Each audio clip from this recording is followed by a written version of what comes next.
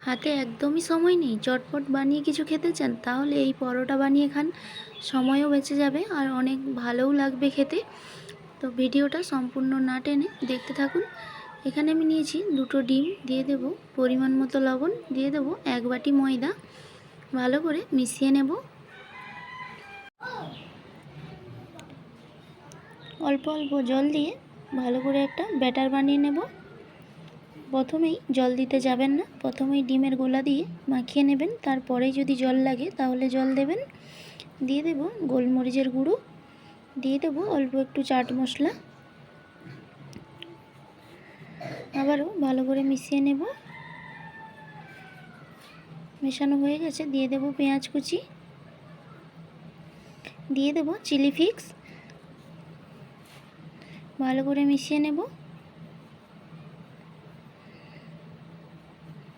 দেখুন আমি ব্যাটারটা এইভাবে থকথকে করে বানিয়েছি।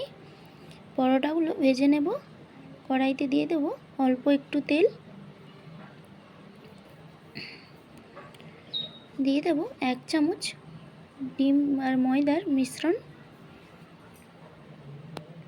এইভাবে কড়াইতে ঘুরিয়ে পরোটার শেপ আমি দিয়ে নেব।